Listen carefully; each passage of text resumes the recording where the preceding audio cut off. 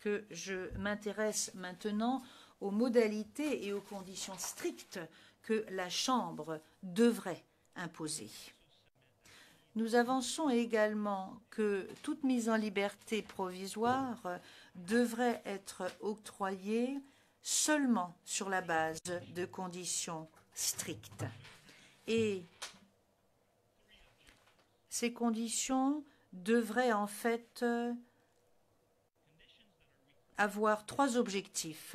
Tout d'abord, minimiser le risque de non-comparution dont je vous ai parlé précédemment, et il s'agit de risques qui ont été reconnus ou identifiés pendant toute l'affaire. Deuxièmement, la protection de l'intégrité de la procédure en cours, toujours au terme de l'article 58.1 petit b petit 2. Et troisièmement, le fait, et d'ailleurs je le dis, c'est à cause de la nature de cette affaire. C'est également du fait des personnalités des deux accusés, de ce qu'ils représentent et de l'impact que leur mise en libération aurait pour tout État où ils seraient mis en liberté. Il ne faut pas oublier l'aptitude des deux accusés à attirer de vastes foules de sympathisants qui présentent leur cause, et il ne faut pas non plus oublier l'impact de sécurité que cela et l'impact pour l'ordre public pour tout État vers lesquels les deux accusés seraient envoyés. Alors avant de nous intéresser aux conditions précises, je dirais qu'il ne faudrait pas oublier une question qui me semble la plus fondamentale. Il s'agit de s'interroger et de se demander dans quel état les accusés pourraient être mis en liberté. Alors, n'oublions pas les principes qui permettent d'identifier un tel état.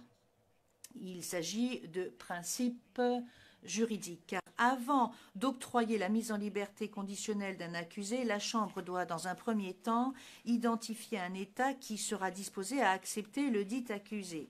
Ça, c'est dans un premier temps. Et deuxièmement, il faut qu'il s'agisse d'un État qui peut justement mettre en œuvre les conditions qui devraient être imposées par la Chambre à cet égard.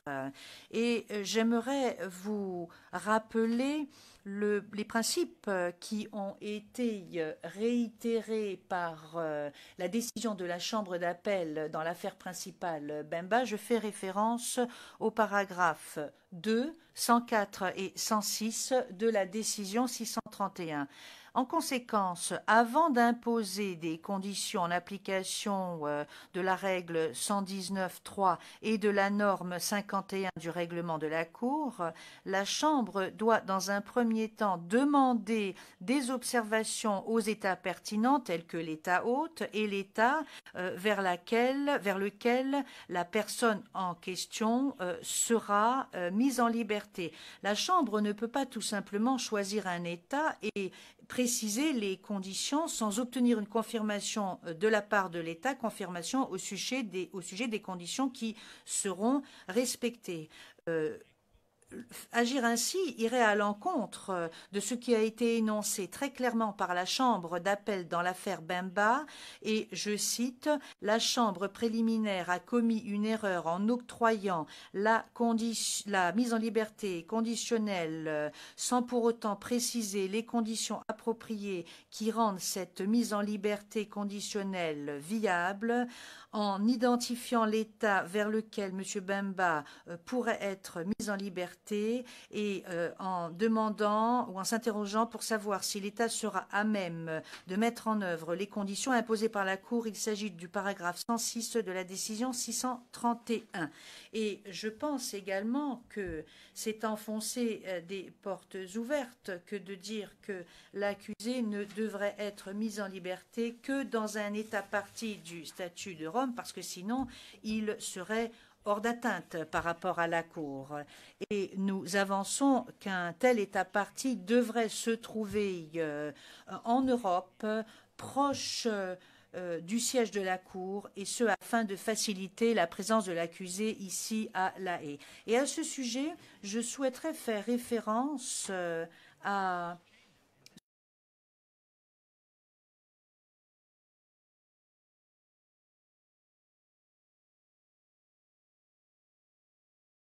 majorité rappelle que la présence de M. Gbagbo n'est pas seulement son droit, mais son devoir. De surcroît, la règle 134 bis et 134 ter du règlement autorise l'absence à titre exceptionnel de la personne accusée, mais cela ne constitue pas une règle établie. En fait, en application de la règle 134 ter du règlement, le fait que l'accusé renonce à son droit d'assister à son procès n'est qu'un parmi les 5 critères cumulatifs qu'il faut appliquer à cette disposition. Fin de la citation. Permettez-moi maintenant d'aborder la question de la Côte d'Ivoire comme État partie, ou comme État susceptible d'accueillir la personne mise en liberté provisoire. Et je vous parlerai du caractère problématique de cela. Bien que la Côte d'Ivoire soit un État partie, nous estimons que l'accusé ne devrait pas être mis en liberté dans ce pays-là. L'accusé doit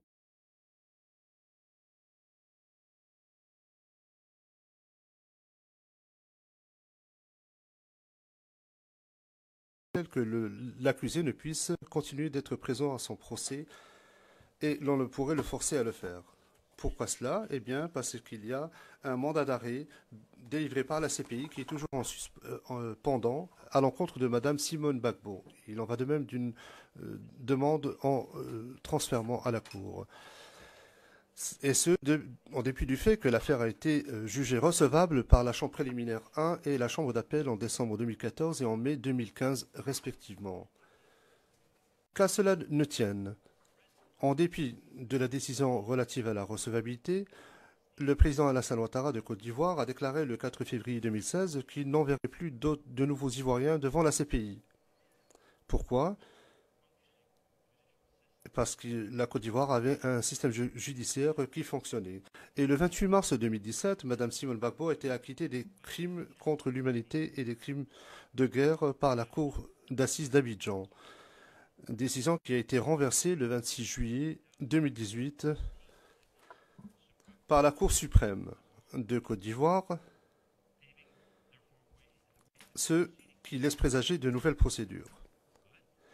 Mais le 6 août 2018, le président Ouattara a signé un décret d'amnistie, accordant ainsi l'amnistie à 800 détenus, y compris Mme Gbagbo. Mme Gbagbo vit à Abidjan actuellement, et pour autant que l'accusation le sache, elle n'est fait l'objet d'aucune restriction ni d'aucune procédure pendante.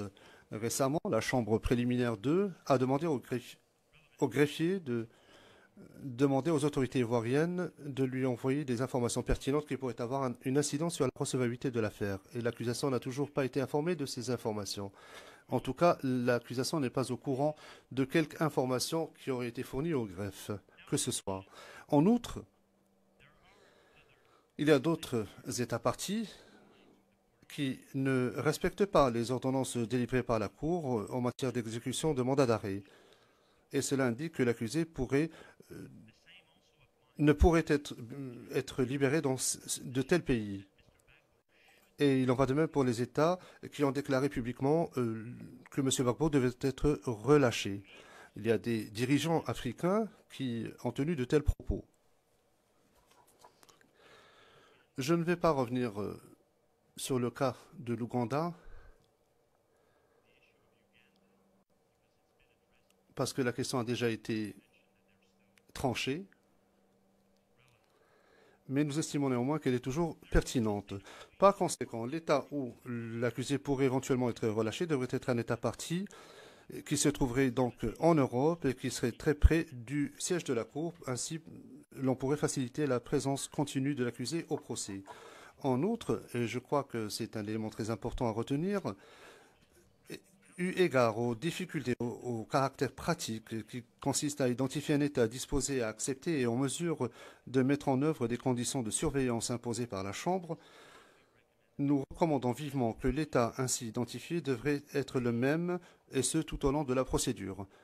Et à titre subsidiaire, si cela devait être la décision de la Chambre, autrement dit, si l'accusé doit être libéré, ou si l'accusé devait être libéré dans un état provisoire et que le procès doit se poursuivre, il nous faudra alors éviter une demande en libération dans un autre État. Une solution à long terme devrait être adoptée d'emblée. Pourquoi? Et ce, parce que cela assure une sécurité juridique et nous permet d'éviter des débats supplémentaires à l'avenir. Permettez-moi maintenant d'évoquer les conditions tendant à minimiser le risque de fuite. Afin de minimiser le risque de fuite de M. Gbagbo et pour garantir sa présence continue au procès, l'accusation demande à ce qu'au minimum, il soit assujetti aux conditions suivantes. De notre avis, la règle 119 est là pour guider la Chambre à établir de telles conditions.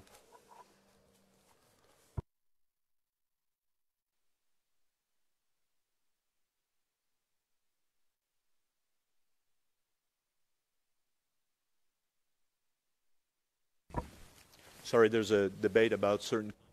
Je vous prie de m'excuser, nous devions discuter de quelques éléments confidentiels, mais je crois que je peux poursuivre. Je vous prie de m'excuser.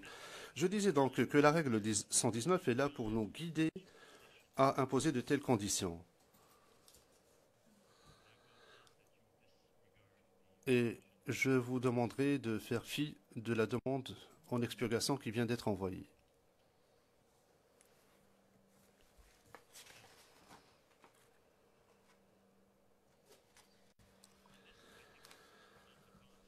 Je pense qu'il convient de faire une pause et de réfléchir sur ce point. Dans le cadre de procédures nationales, en tout cas au Canada,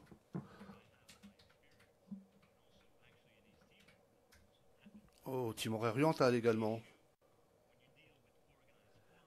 s'agissant de crimes organisés ou de crimes d'une gravité comme celle qui nous intéresse, des conditions strictes sont toujours, et je dis bien toujours, imposées. Notre institution n'est pas différente et ne devrait pas être différente. En effet, il est grand temps que notre institution fasse preuve d'une maturité juridique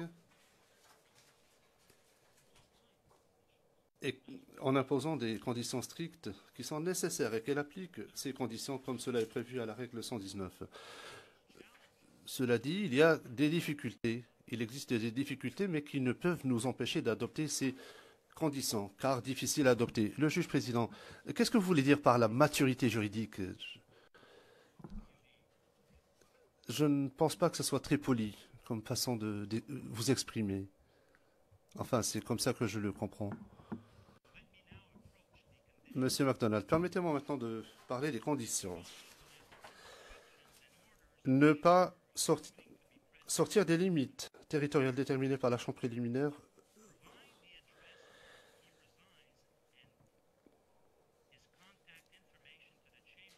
fournir une adresse quant à la résidence et des informations à la Chambre ainsi qu'aux autorités de l'État pertinents. Monsieur MacDonald interrompant, je fais référence à Monsieur Gbagbo précisément dans ce contexte. Ne pas se déplacer en dehors des limites territoriales de la municipalité de sa résidence sans l'accord explicite de la Chambre. Remettre tous les documents, tous les papiers, y compris son passeport au greffe.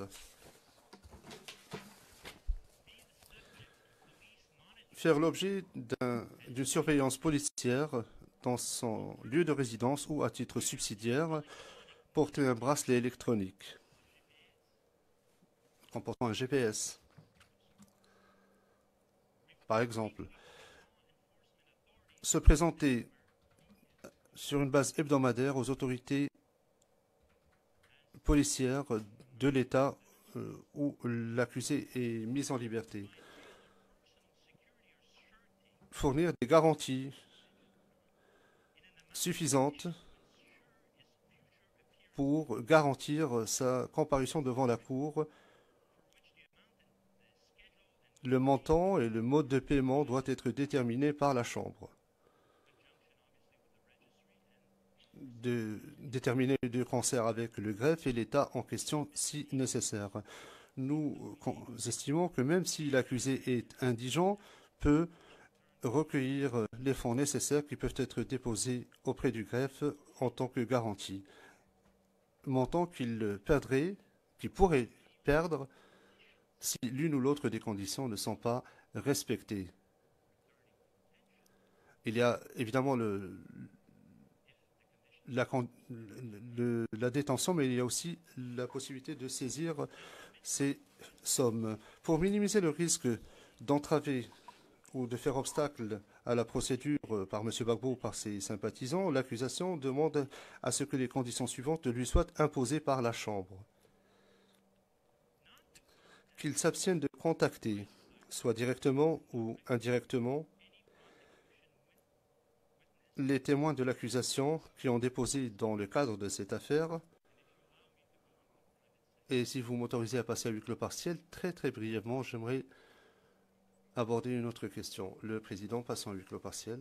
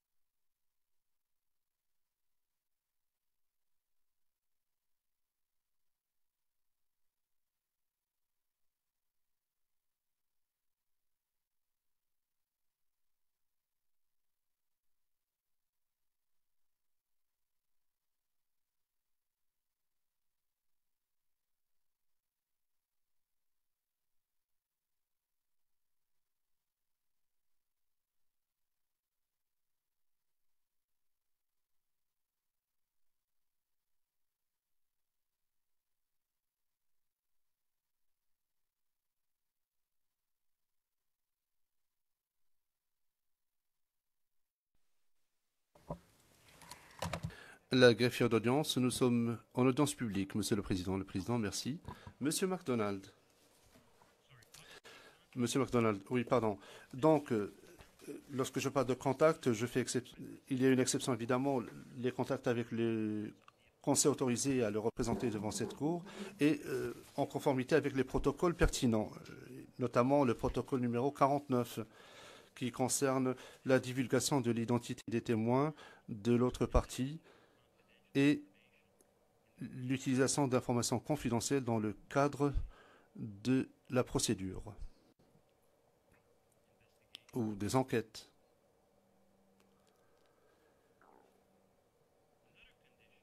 Autre condition, j'évoque d'abord la condition et je vous expliquerai pourquoi. Qu'ils s'abstiennent de faire des déclarations publiques directement ou indirectement relatives à l'affaire, ni se mettre en contact avec le public ou la presse concernant cette affaire. Pourquoi de telles conditions? Eh bien, je vous donne un exemple. Au-delà du fait que des foules importantes peuvent se réunir et que cela peut avoir un impact sur l'état hôte, je vous donne un exemple. Aujourd'hui, un livre sera publié. Il contient des conversations entre M. Gbagbo et un auteur.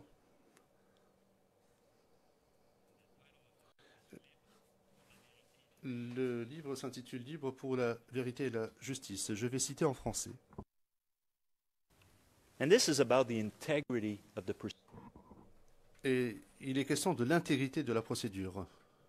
À notre sens, la question n'est pas simplement une question de liberté d'expression. su retourner complètement la situation. Mes adversaires croyaient avoir gagné et avoir utilisé la Cour pénale internationale à leur profit. Il apparaît désormais qu'ils ont tout à perdre à un procès. Parce qu'un procès révélera la vérité. Ils sont coincés.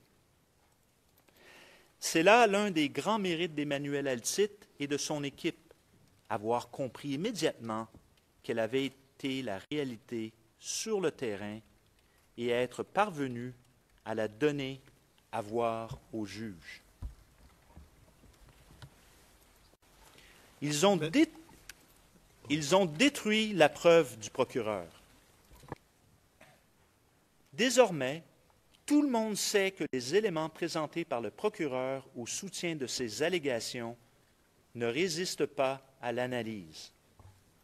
Enfin, ils ont montré le parti pris du procureur qui va avec le vent que soufflent les grandes puissances. Now, like I said, and if you look, Comme je l'ai indiqué, lorsque vous examinez la règle 119, à la règle 119, il y a une liste de conditions, mais cette liste n'est pas exhaustive. La Chambre a le pouvoir de restreindre certaines limites. Le juge président, nous avons la maturité juridique nécessaire pour savoir comment nous devons agir. Monsieur MacDonald poursuivant, nous considérons que ce genre de propos ne devrait pas être autorisé. Pourquoi? Eh bien parce qu'ils ont pour but d'influencer la procédure. Ou ils pourraient avoir une incidence sur des témoins futurs. Ces propos sont tenus à dessein. Et ce, pour influencer. C'est pourquoi nous avons le devoir de minimiser ce risque. C'est pourquoi nous proposons des conditions relatives à cette question. Permettez-moi maintenant d'aborder la dernière condition que la Chambre devrait imposer. Eu égard à la capacité de M. Gbagbo à attirer des foules importantes de sympathisants pour soutenir sa cause et participer à des manifestations publiques, l'accusation demande à ce que M. Gbagbo ne soit pas autorisé à parler lors de rassemblements publics ou de meetings, car ceux-ci peuvent être utilisés comme moyen d'influencer la procédure devant la Cour. Tout État hôte accueillant M. Gbagbo devrait gérer ces mouvements en public, ainsi que le risque à l'ordre public que des foules de sympathisants pourraient poser, que ce soit à La Haye ou dans un autre pays. M. Gbagbo est un ancien président. M. Gbagbo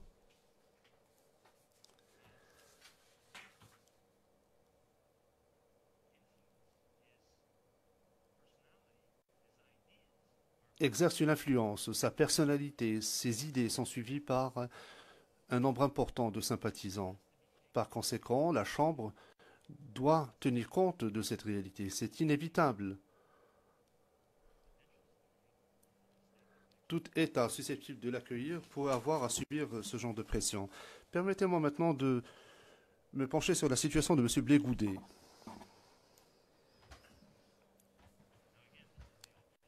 Et j'évoque ces questions à titre subsidiaire, étant donné que M. Blé Goudet a déjà tenté par le passé d'utiliser de faux papiers, y compris de faux passeports, pour éviter de se faire arrêter. Nous estimons que cela justifie l'imposition de conditions encore plus strictes à sa mise en liberté provisoire éventuelle, beaucoup plus strictes que celles qui seraient imposées éventuellement à M. Gbagbo, et ce pour atténuer les risques de soustraction à la justice. Je ne vais pas évoquer les conditions qui sont communes aux deux, je vais simplement parler des conditions qui s'appliquent à lui précisément.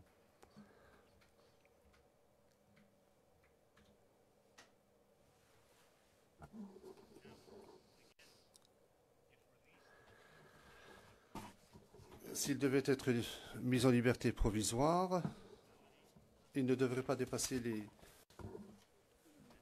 limites d'une municipalité. Il doit également être surveillé par la police dans son lieu de résidence où l'on devrait lui imposer un bracelet électronique. Les conditions sont les mêmes. Nous demandons à la Chambre de lui imposer la condition suivante de se présenter devant les forces policières 2 fois par semaine s'il devait être mis en liberté provisoire. On lui imposait un couvre-feu quotidien entre 23 heures et 6 heures du matin, où il devra rester dans sa résidence pendant ces heures-là. On lui imposerait également les mêmes conditions pour ce qui est de mise en liberté sous caution. Sinon, les autres conditions continuent de s'imposer, et ce pour minimiser le risque de fuite. La seule différence, c'est qu'ils doivent se présenter devant les autorités 2 fois par semaine, et le couvre-feu également. Permettez-moi maintenant d'aborder la question de l'obstacle qu'il pourrait faire à la procédure. Et je vous expliquerai pourquoi cela est pertinent s'agissant de M. Blégoudet. Et je parlais de la condition relative à des déclarations publiques et des contacts avec le public ou lors de tout contact avec la presse en ce qui concerne l'affaire qui nous intéresse. L'accusation rappelle que lors de la dernière audience en novembre dernier, à la majorité, M. Blégoudet n'a pas été autorisé à faire une déclaration non assermentée. Mais immédiatement après l'audience, le texte de la déclaration qui n'a pas été faite sous serment a été publié par des médias sociaux. Comment est-ce que cela a pu se produire? Eh bien, évidemment, M. Blégoudet n'a pas accès à Internet depuis le centre de détention. À notre connaissance, en tout cas, il n'a pas accès à Internet. Et de notre avis, il y a là un exemple qui montre que M. Blégoudet a enfreint, en tout cas, l'esprit de la décision prise à la majorité. Et il s'est servi des médias sociaux pour outrepasser l'esprit de la décision président à la décision de la Chambre, l'esprit de la décision de la Chambre pour communiquer son message politique à ses sympathisants. Les 2 autres conditions que je viens d'indiquer devraient continuer de s'appliquer. Donc, il devrait s'abstenir de tout contact avec des témoins directs ou indirects dans cette affaire, et ce que j'ai évoqué en audience à huis clos partiel également, s'agissant de M. Gbagbo.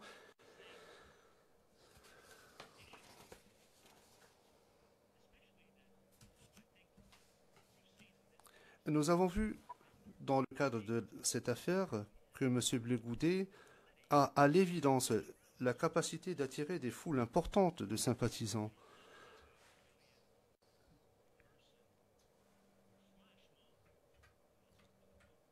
Il n'est pas nécessaire d'avoir ce qu'on appelle des flash mobs pour mobiliser des foules importantes. Il n'est pas nécessaire de faire cela ou d'organiser ce genre de foule spontanée devant la résidence où M.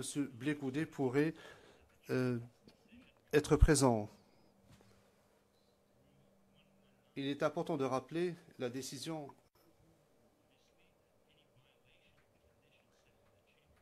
que nous a rappelé la Chambre s'agissant de la règle 119.4. Toute violation des conditions établies par la Chambre pourrait se traduire par une révocation de la décision relative à la mise en liberté provisoire. Permettez-moi de conclure maintenant en rappelant que l'accusation continue de s'opposer à la mise en liberté provisoire de M. Gbagbo et de M. Enfin, nous continuons de nous opposer à la mise en liberté provisoire de M. Gbagbo, et ce avant que la Chambre ne se prononce sur les requêtes en abandon des charges, parce qu'elle estime que les circonstances n'ont pas changé. Nous nous opposons à la mise en liberté provisoire de M. Blégoudet. Il s'agit de sa première requête, parce qu'il pose un risque de fuite, eu égard à son comportement par le passé.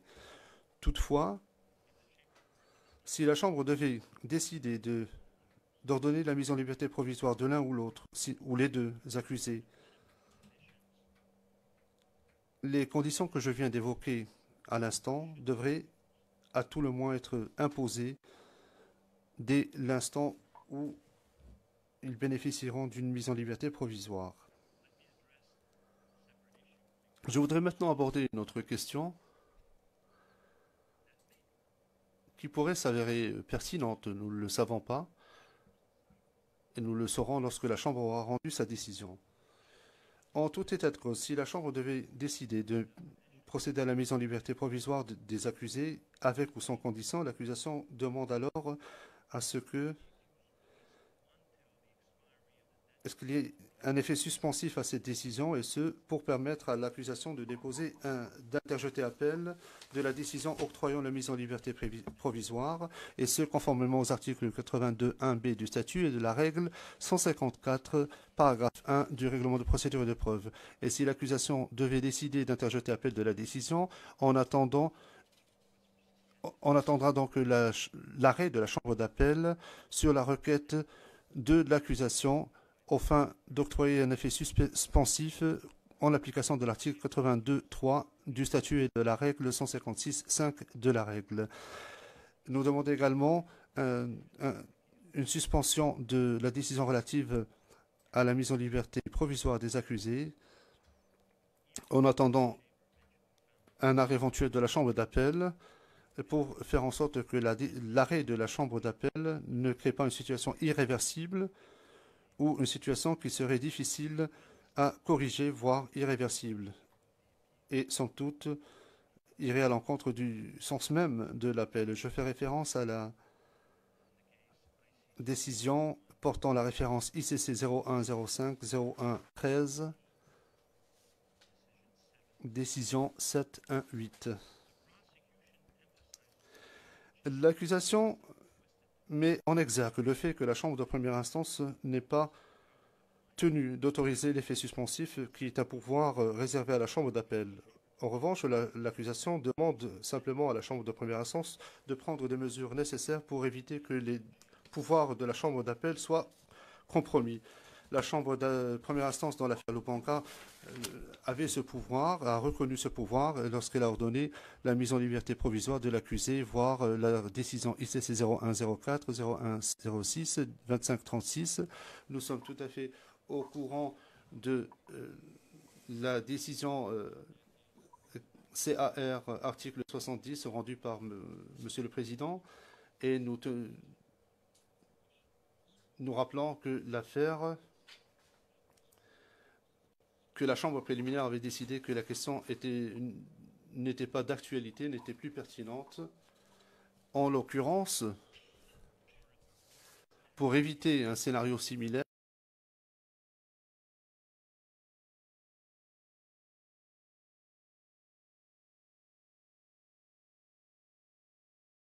un avis à l'accusation un délai de 5 jours. Le juge président interrompant, comme je vous l'ai déjà indiqué, la Chambre est tout à fait consciente et connaît le droit. Monsieur MacDonald, je vous remercie, Monsieur le Président. J'en ai terminé. Le juge président, je vous remercie. Les représentants légaux des victimes, maintenant.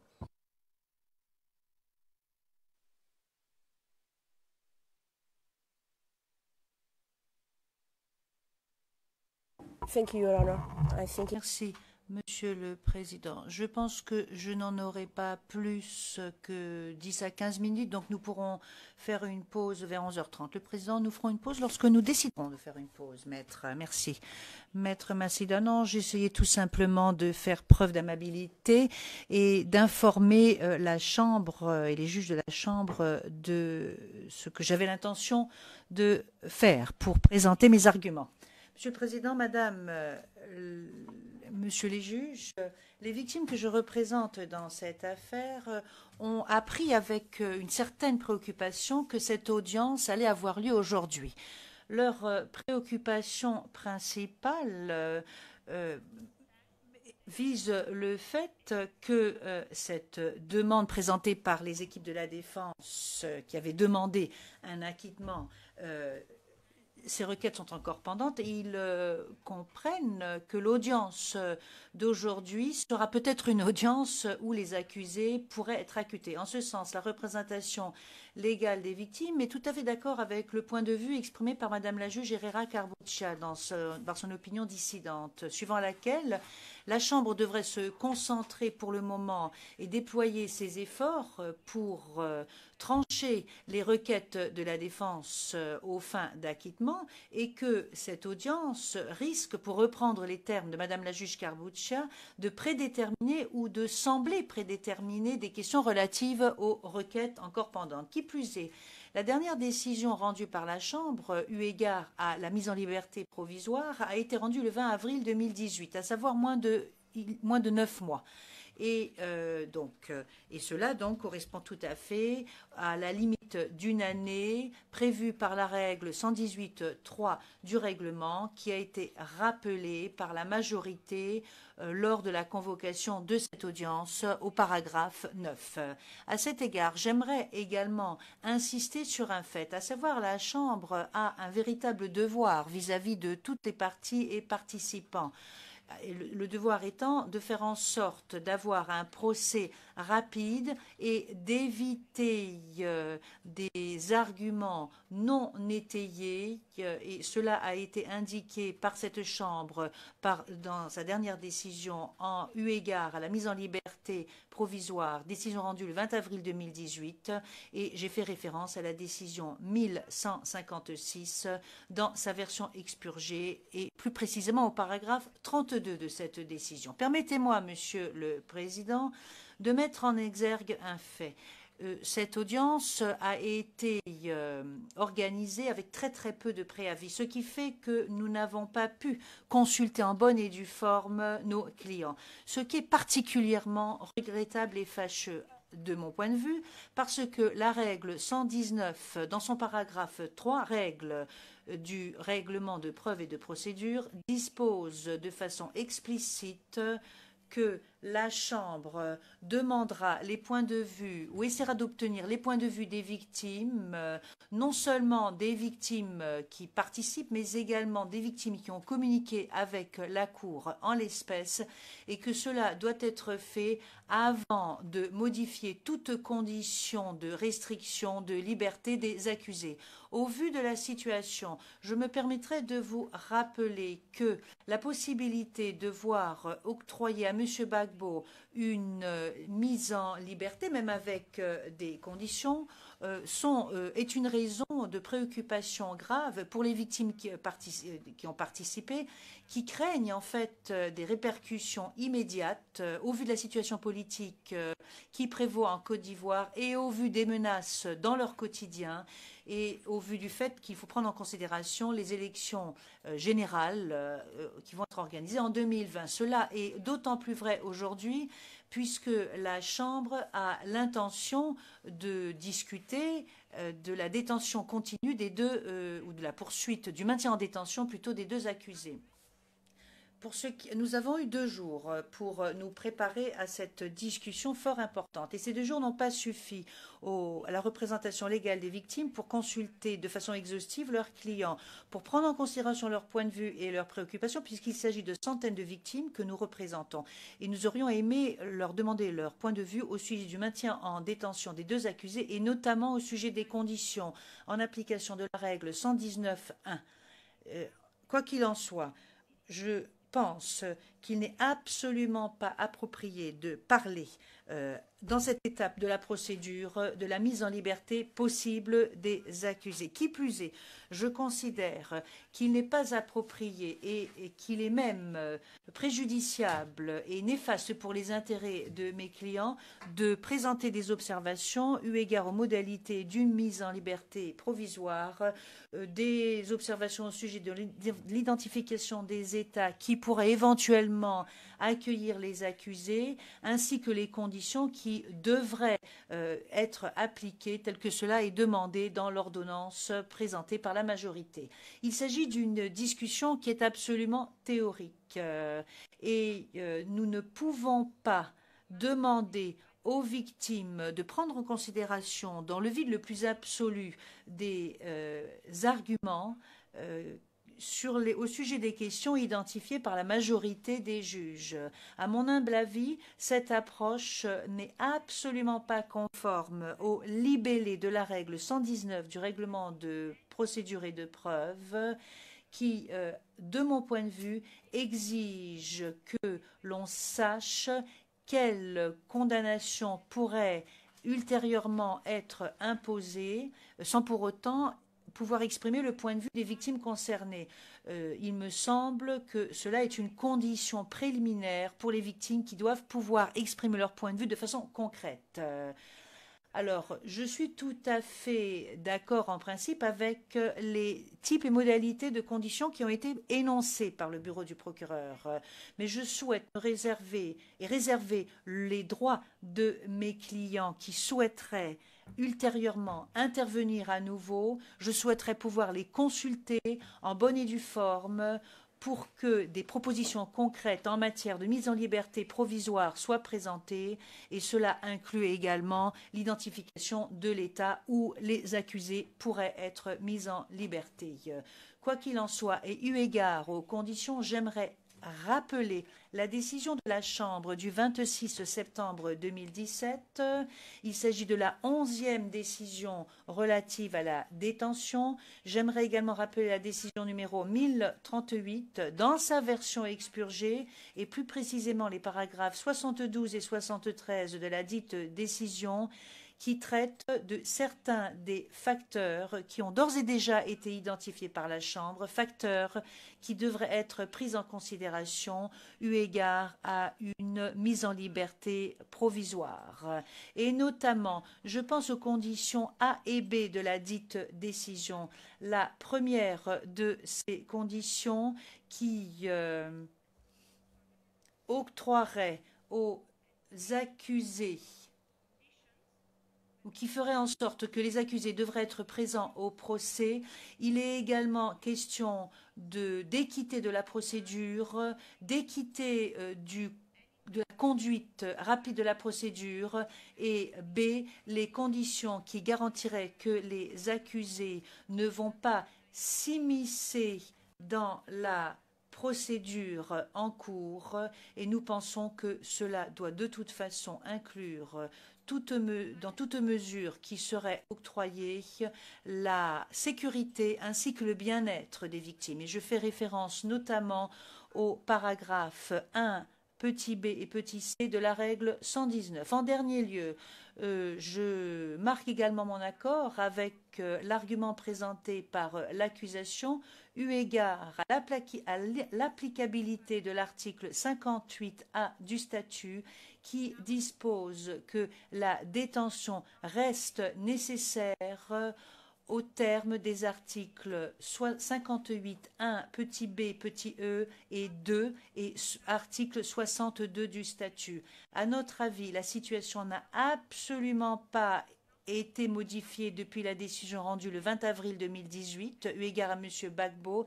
Il ne semble pas qu'il y ait de changement de son état de santé et nous n'avons pas reçu de mise à jour de son rapport médical. Nous n'avons pas reçu de nouveau rapport depuis le mois d'avril 2018. À mon avis, le fait que la Chambre a entendu des arguments et doivent maintenant trancher eu égard aux requêtes présentées par les équipes de la défense, qui étaient des demandes aux fins d'acquittement, ne constitue pas un facteur qui devrait ou pourrait justifier une mise en liberté avec ou sans condition. Je réitère donc le fait qu'il n'y a aucune raison de poursuivre la discussion. Le Président, je pense que nous devrions poursuivre jusqu'à midi, ensuite prendre la pause déjeuner et revenir si cela est nécessaire. Et je me donne la parole à Maître Alti.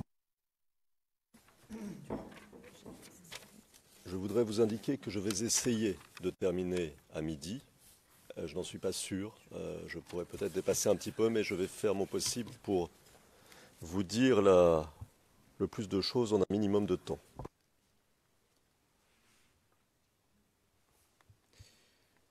Just go ahead.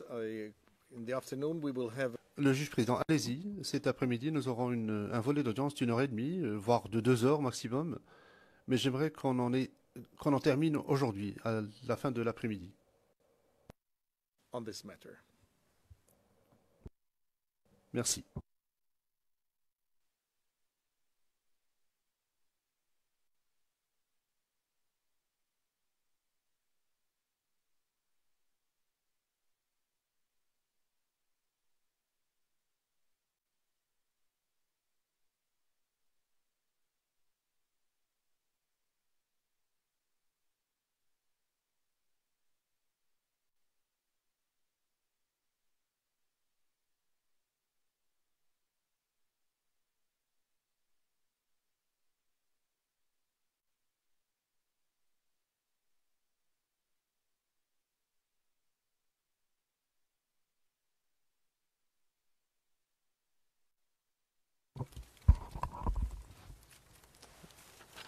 Monsieur le Président, Madame, Monsieur les juges,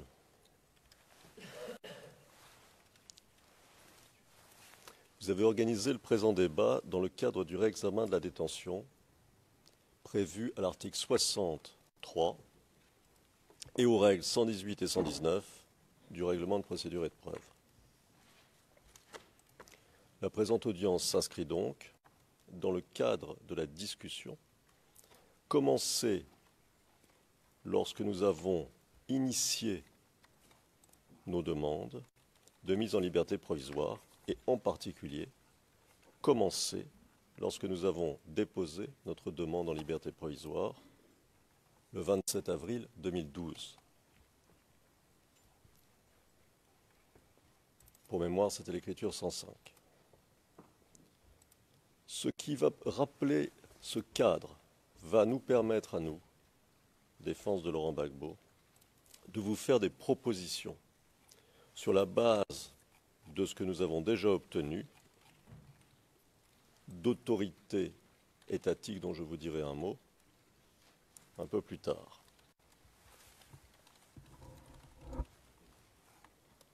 Alors, tout d'abord, quelle est la position du problème? La défense note en premier lieu que le procureur demande la prolongation du maintien en détention sans apporter de véritables éléments qui en justifieraient la nécessité actuelle. Autrement dit, il ne démontre pas à votre Chambre que ce maintien en détention serait indispensable aujourd'hui pour éviter tel ou tel risque. Il se contente de remarques générales.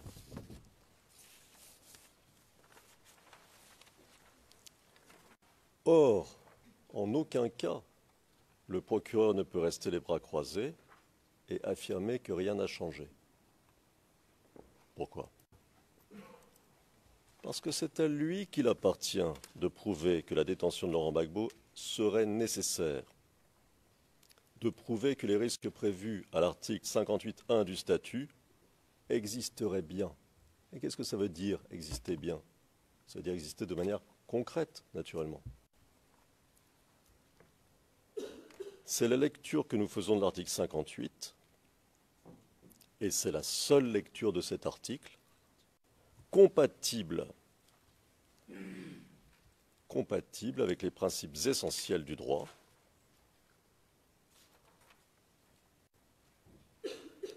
lesquels principes prévoient que, du fait de l'existence de la présomption d'innocence, la liberté est la règle et la détention l'exception. La détention, parce qu'elle est une atteinte grave et lourde aux droits de l'individu, doit être absolument justifiée par l'existence d'un risque actuel et vérifié. Et c'est à celui qui réclame à l'encontre d'un individu la détention de prouver l'existence d'un risque actuel et vérifié. Ceci signifie qu'il est interdit de s'en tenir à des suppositions, de s'en tenir à des supputations, à des hypothèses ou des déclarations d'ordre général. Pourquoi? Sous peine de réduire à néant le principe selon lequel la liberté est la règle et la détention l'exception. Et même lorsqu'une chambre d'appel déclare, et je cite, « La question touche à la possibilité et non à la certitude qu'un événement survienne à l'avenir. » Fin de citation. C'est dans l'affaire Katanga. C'est l'écriture 572 du 1er avril 2009. Cela ne veut pas dire, et c'est évident, qu'il suffirait au procureur de prétendre à l'existence d'un risque, sans rien prouver, pour que les juges le suivent. Cela ne veut pas dire, et c'est évident, qu'il suffirait au procureur de faire état d'un scénario hypothétique pour que, automatiquement, ce scénario soit considéré par les juges comme pouvant se réaliser. Au contraire, la nécessité d'une démonstration demeure. La nécessité d'une démonstration fondée sur l'existence d'éléments concrets, évidemment. L'accusation doit démontrer l'existence d'un risque actuel et vérifié, un risque démontré de manière matérielle, pas des mots. Raisonner autrement serait ouvrir la porte à des détentions provisoires sans limite. Des détentions provisoires qui dureraient la vie entière. Qui seraient fondées sur la seule existence d'une crainte théorique, générale, qui serait émise à intervalles réguliers par l'accusation.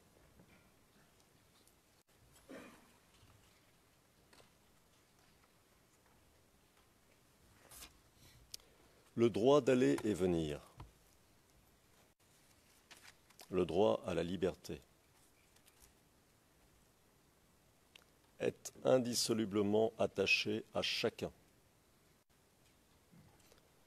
sauf si une personne a été condamnée. Et ce n'est pas le cas ici. Laurent Gbagbo est présumé innocent. Sa détention ne peut être alors qu'une mesure exceptionnelle. Et encore, elle doit être pesée à l'aune d'autres facteurs tels que la durée de la détention, l'âge, l'état physique et toutes sortes d'autres facteurs. Vous devez, pensons-nous, Monsieur le Président, Madame, Monsieur, exiger du procureur qu'il prouve la nécessité du maintien en détention. Et vous avez, Monsieur le Président, Madame, Monsieur, toute latitude pour le faire, toute latitude pour vérifier et contrôler ce que l'accusation avance. Autrement dit, vous devez, de notre point de vue, non seulement vérifier si l'accusation démontre ou pas que les conditions de l'article 58.1 sont réunies, mais aussi vérifier si les principes fondamentaux du droit n'exigent pas la mise en liberté.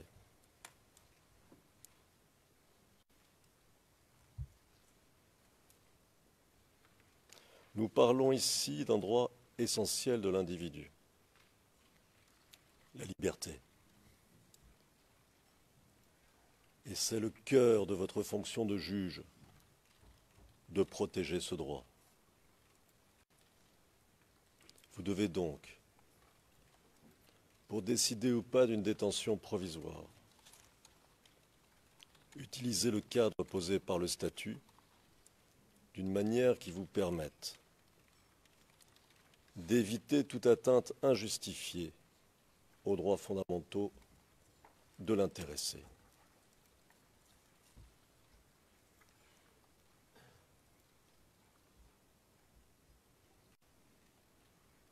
Toute autre approche serait contraire aux principes de justice et de respect des droits humains qui sous-tendent l'existence de la justice pénale internationale. C'est pourquoi il est crucial, Monsieur le Président, Madame, Monsieur, que le procureur apporte des éléments justifiant du maintien en détention, justifiant aujourd'hui du maintien en détention, et non pas simplement qu'il renvoie à des éléments qu'il avait déjà présentés il y a 9 mois, il y a 2 ans, il y a 5 ans. C'est aujourd'hui que la Chambre doit se décider, et c'est sur la base de la réalité d'aujourd'hui qu'une telle décision doit être prise. Dans le même esprit, la Chambre elle-même ne peut simplement renvoyer à ses décisions antérieures. Mais, pensons-nous, doit vérifier l'existence d'un risque réel au moment de la décision. Et c'est ce que rappelait la Chambre d'appel dans la présente affaire. Et je cite.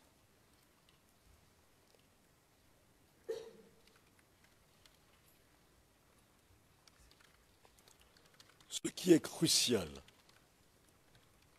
c'est qu'une chambre soit satisfaite au moment de son évaluation. Je répète, au moment de son évaluation, qu'il existe des raisons justifiant de la détention. À cet égard, une chambre ne peut simplement renvoyer à des conclusions dans des décisions antérieures sans être satisfaite que la preuve ou l'information qui sous-tendait ces conclusions soutiennent encore les conclusions faites au moment de l'évaluation. Les références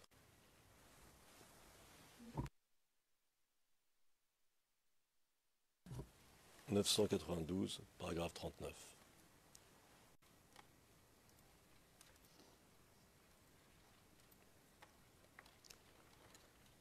Il n'est pas possible de ne pas demander à l'accusation de démontrer l'existence actuelle d'un risque. Cela reviendrait à demander à la défense de prouver l'absence de l'existence d'un risque, une absence d'existence. Il suffit que je dise cela pour que vous entendiez l'impossibilité logique. Il n'est pas possible de prouver l'existence d'une absence de risque. Il n'est pas possible de prouver l'existence d'une inexistence.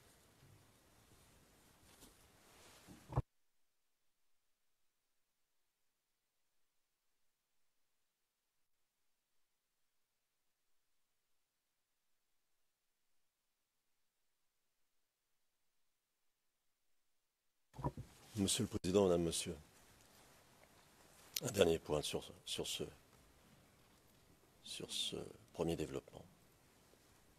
En quoi est-ce qu'une décision de remise en liberté aurait un rapport quelconque avec la décision finale de non-lieu, la décision finale sur la demande de non-lieu qui a été déposée par la défense? Quel est le rapport? Il s'agit ici de respecter le droit à la liberté de Laurent Gbagbo. Pendant que la Chambre décide des demandes présentées par la défense,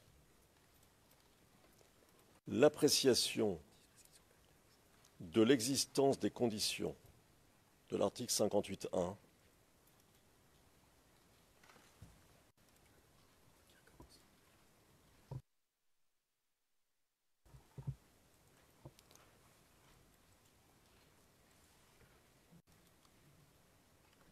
Monsieur le Président, je crois que je vais devoir recommencer ce petit paragraphe. De cette manière, les interprètes pourront suivre de façon plus adéquate.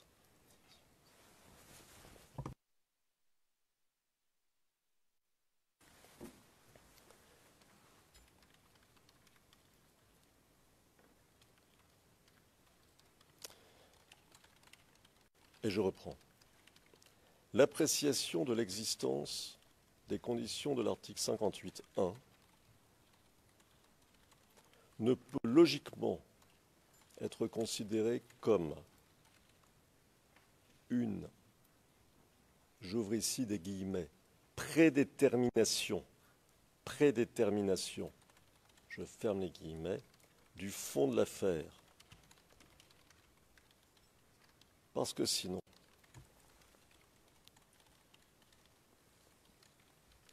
une chambre ne pourrait jamais prononcer de décision de remise en liberté avant le jugement final d'une affaire.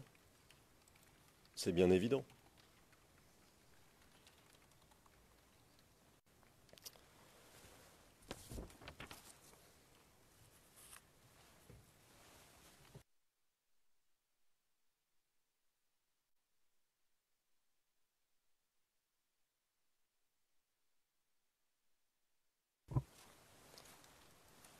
J'en arrive à mon second point, Monsieur le Président, Madame, Monsieur.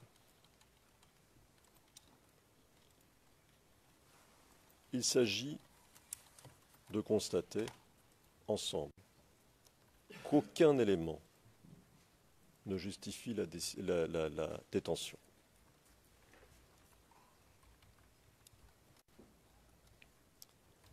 Il convient de constater que le procureur n'a pas été capable de démontrer l'existence d'aucune des conditions mentionnées à l'article 58.1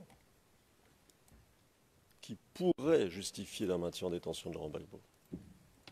Premièrement,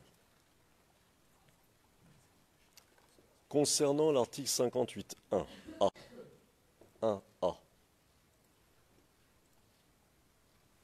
il est reconnu par toutes les juridictions internationales traitant de droits humains qu'une détention ne peut se justifier que s'il existe une suspicion raisonnable, reasonable suspicion, que la personne a commis les crimes qui lui sont reprochés. C'est ce que rappelait la CEDH.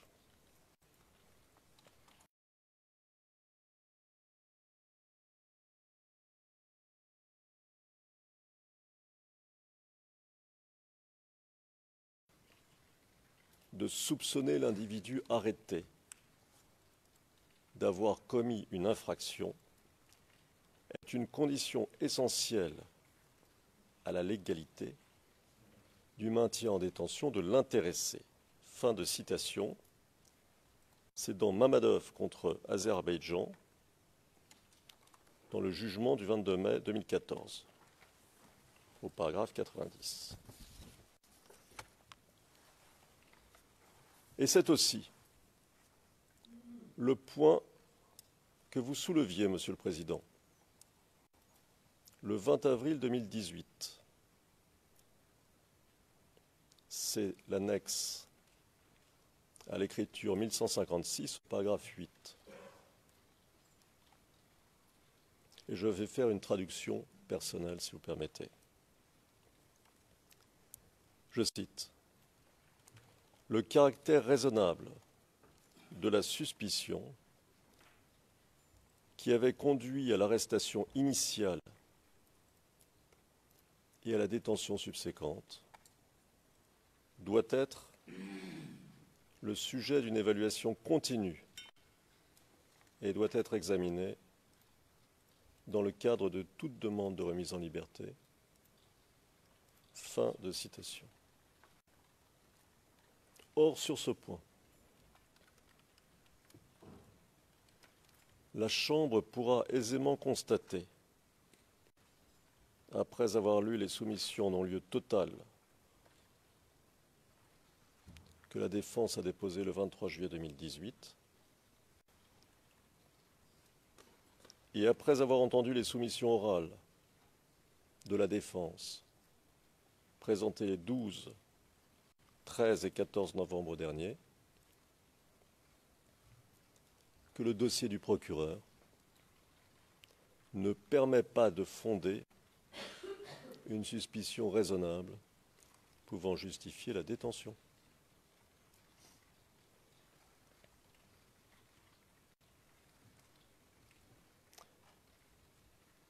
Deuxièmement,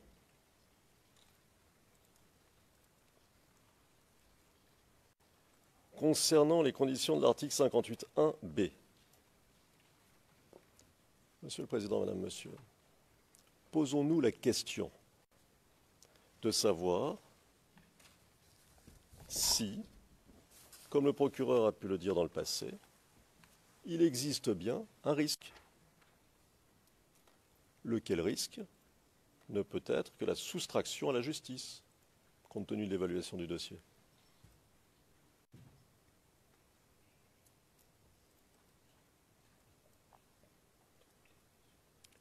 Une petite remarque sur ce dernier point. Le procureur évoque un risque d'obstruction des procédures en cours. De quelle procédure parle-t-il ?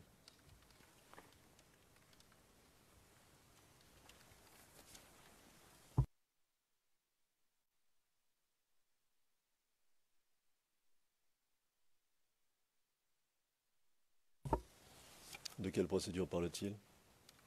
Il nous dit qu'il n'y a rien qui a changé depuis la dernière décision. Ben si, ça a changé. Le cas du procureur est terminé. Alors de quelle procédure parle-t-il ? Obstruction à quoi ? Interférence avec quoi ? Avec le cas de la défense ?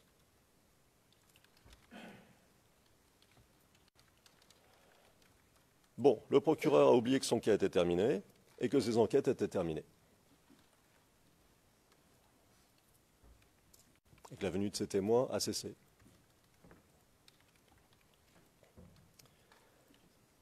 C'était pour illustrer l'absence de démonstration, vous voyez.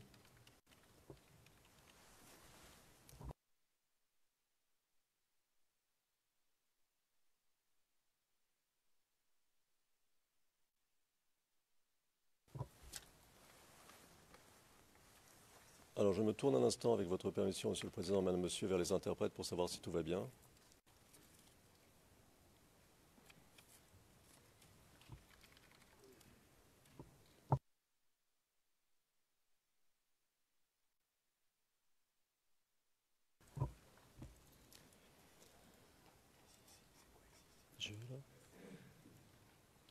Donc quel est l'argument du procureur, Monsieur le Président, Madame, Monsieur ? Le seul argument, qu'il existerait un réseau qui serait prêt à faire échapper Laurent Gbagbo à la justice. Alors réfléchissons. Qui dit réseau dit structure. Un réseau postule une structure. Pas de structure, pas de réseau. Par conséquent, pour démontrer l'existence du réseau, du soi-disant réseau, le procureur aurait dû démontrer l'existence d'une structure. Et pour démontrer l'existence d'une structure, il aurait dû démontrer qu'il existait une hiérarchie, des groupes, des lieux de réunion, des modes de communication, des moyens de financement, et surtout, un but partagé par tous les membres du réseau, un but criminel. N'est-ce pas ? Alors, depuis toutes ces années, a-t-il répondu à une seule de ces questions ? Jamais. Et s'il n'y a pas de démonstration de l'existence d'une structure, il n'y a pas de démonstration de l'existence d'un réseau.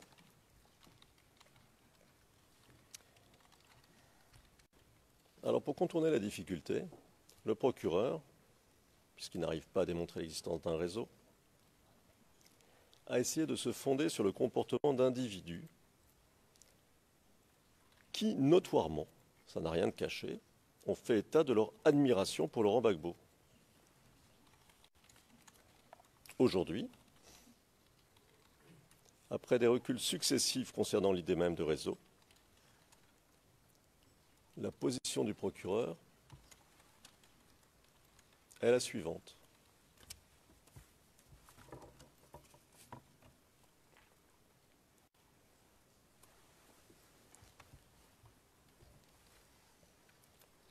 Il y aurait preuve de l'existence d'un réseau du seul fait que de nombreuses personnes appellent à la libération de Laurent Gbagbo. Alors je renvoie votre chambre aux exemples qui ont déjà été discutés ici. Par exemple, la pétition qui a reçu 25 millions de signatures, les appels des membres de la société civile ivoirienne, les appels de responsables de la communauté internationale.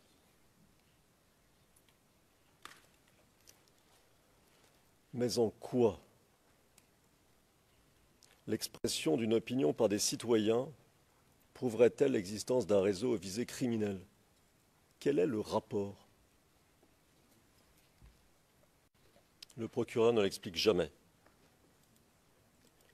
L'accusation n'a jamais apporté le début d'une esquisse de preuve que ceux qui appellent à la libération dans un cadre légal de Laurent Gbagbo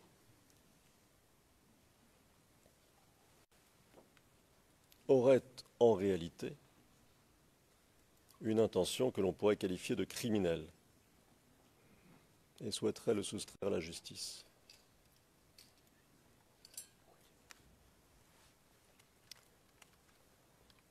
Pas de preuves sur ce point, pas, naturellement, de preuves de la part de l'accusation qui permettraient de démontrer l'existence d'un réseau constitué. Un exemple de la volonté de l'accusation d'assimiler tout soutien politique exprimé envers Laurent Gbagbo à une intention criminelle.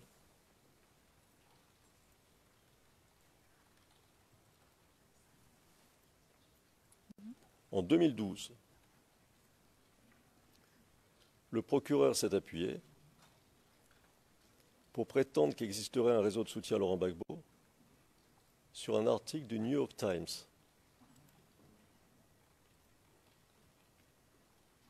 qui faisait état du soutien pour l'accusé exprimé par des sénateurs américains.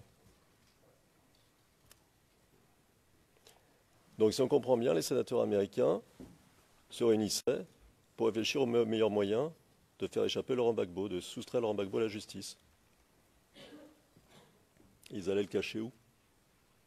En Oklahoma?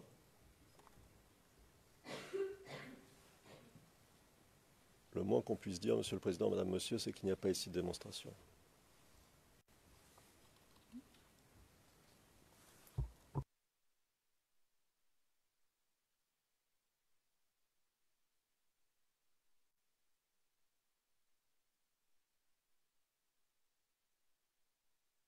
Bon.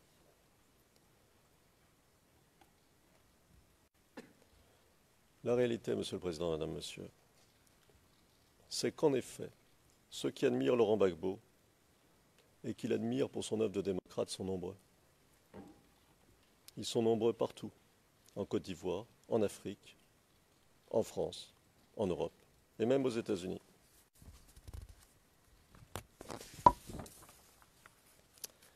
Mais cela n'a aucun rapport avec l'existence alléguée d'un réseau.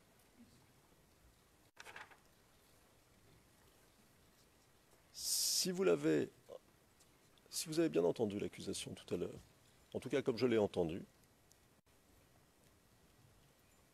Il faudrait maintenir en détention Laurent Gbagbo parce qu'il est populaire.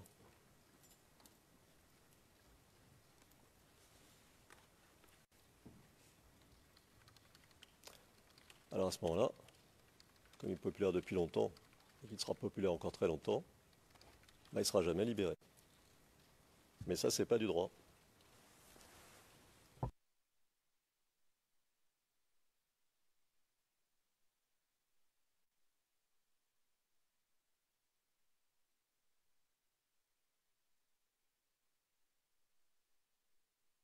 Vous voyez le problème.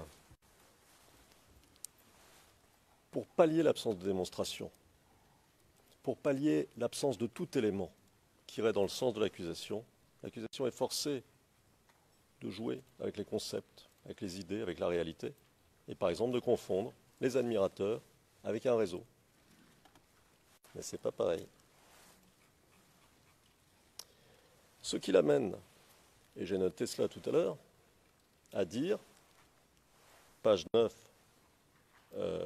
sous réserve que j'ai bien pris les notes, page 9, ligne 23, je crois, de la version française, le réseau, je cite de mémoire, alors vous me pardonnez s'il y a une petite erreur. Le réseau a démontré à maintes reprises son intention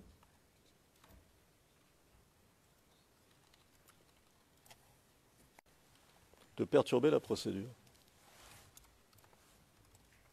J'aimerais bien savoir quand, et comment, et qui.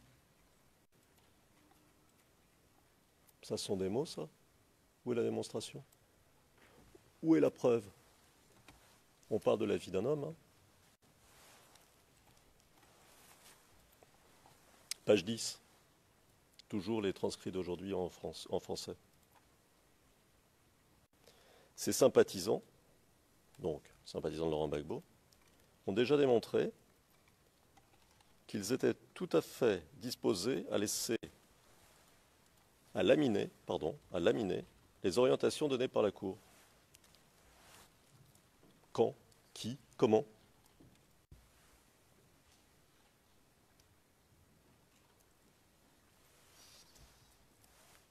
Ça, c'est pas possible, ça. J'en profite pour faire une petite remarque. Il a été question du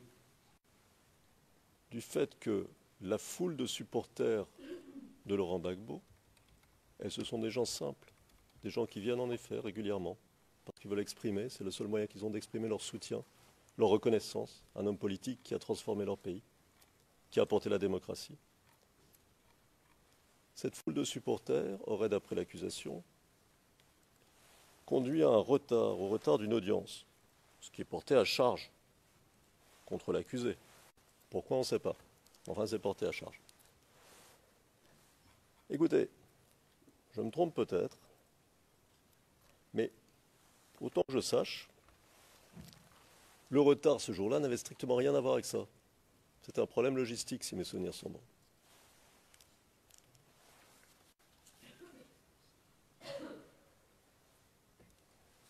On n'insiste pas sur ce point, mais enfin,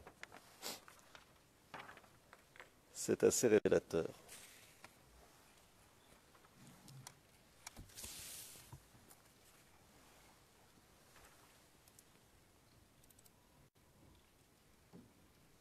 Donc, maintenir en détention Laurent Gbagbo, parce qu'il est populaire,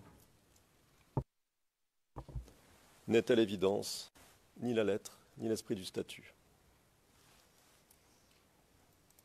Alors, je vais vous prouver, Monsieur le Président, Madame, Monsieur, qu'il n'existe pas de réseau aux visées illégales, contrairement à ce que dit le procureur.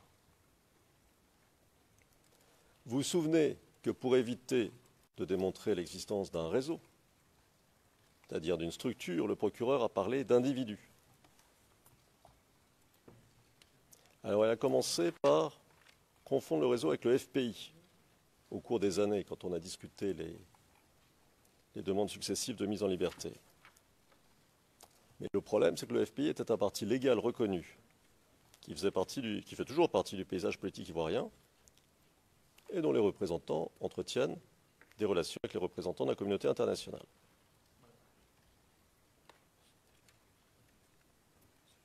Bien sûr, ces dirigeants et tous ces militants se réclament de Laurent Gbagbo. Mais est-ce que c'était suffisant pour criminaliser le FPI?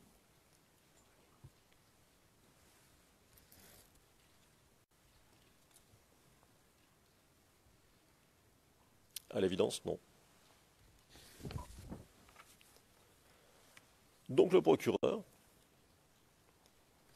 s'est replié sur une nouvelle ligne de défense et adopté un troisième discours, dont je vous donne à peu près l'essence. Ce seraient certains au sein du FPI qui formeraient un réseau aux visées illégales. Quelle visée illégale? Par exemple, la prise de pouvoir par la violence ou l'évasion du président Gbagbo.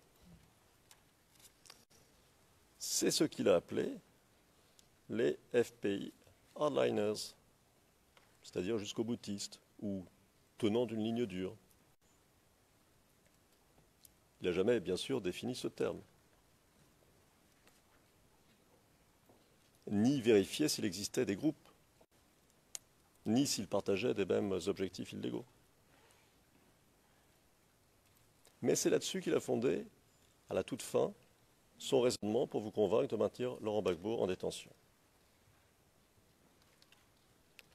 Sur le fait qu'existeraient des jusqu'au-boutistes, c'est-à-dire des personnes prêtes à agir dans l'illégalité. Autrement dit, des personnes, par définition, en lutte contre les autorités de leur pays.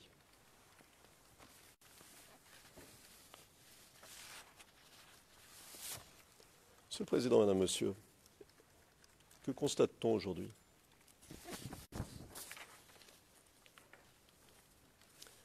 Un,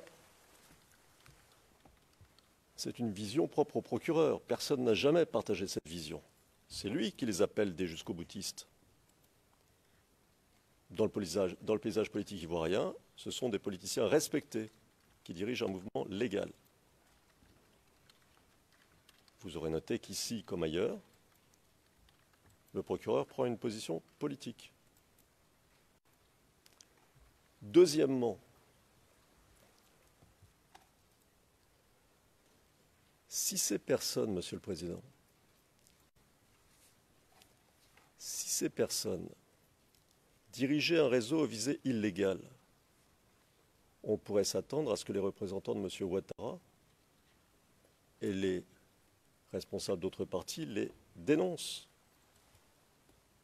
Or, que voyons-nous? Que le 3 novembre dernier,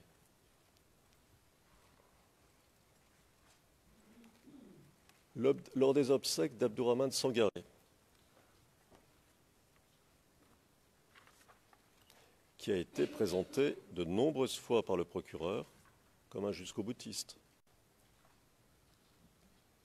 étaient présents des représentants de tous les partis politiques. Tous les partis politiques. Que toujours à propos de Sangaré, Guillaume Soro, ancien chef de la rébellion, disait, et je cite, «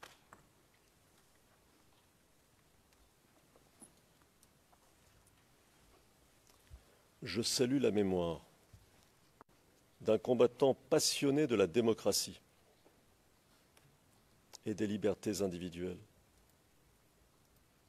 dont l'engagement aux côtés de M. Laurent Gbagbo pour l'instauration du pluralisme politique en Côte d'Ivoire reste l'un des acquis irréductibles de notre pays.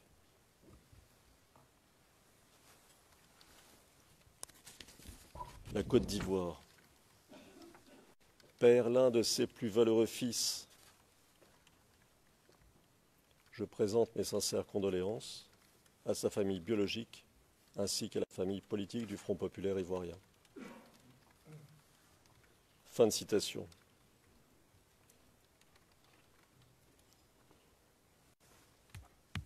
Ça, c'était il y a quelques jours, hein, à propos des soi-disant jusqu'au-boutistes, des personnes aux visées illégales, des marginaux.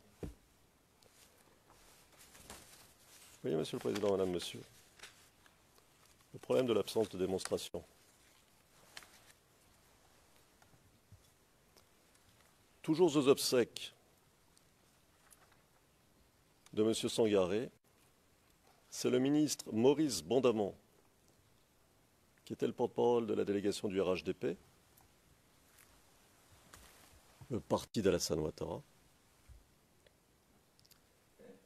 qui livrait un message d'Alassane Ouattara. Et je cite: « Car la Côte d'Ivoire a perdu un grand-fils. Le président Aboudrahmane Sangaré est un grand citoyen. C'est un homme de conviction, un grand universitaire, dont le parcours politique est connu et respecté. » Il ajoutait un peu plus loin: « Le chef de l'État, Alassane Ouattara, nous a envoyés auprès de vous pour pleurer avec vous, pleurer son frère, Aboudrahmane Sangaré, et nous associer entièrement et pleinement à la souffrance et au deuil qui frappe la famille, qui frappe le FPI, qui frappe la Côte d'Ivoire. » Fin de citation. C'est Alassane Ouattara lui-même qui dit ça. Alors je vous pose la question, et avec votre autorisation, je vous laisserai sur cette question. Pourquoi l'accusation n'entend-elle pas cela? Pourquoi crée-t-elle une autre réalité pour maintenir au pouvoir, pour maintenir en détention Laurent Gbagbo?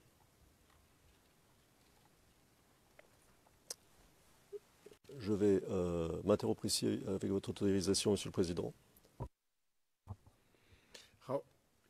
You're finished? Le juge président, est-ce que vous en avez terminé? Ou est-ce que vous arrêtez simplement pour la pause?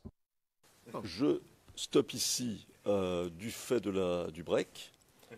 Je pense n'en avoir plus pour très très longtemps, mais probablement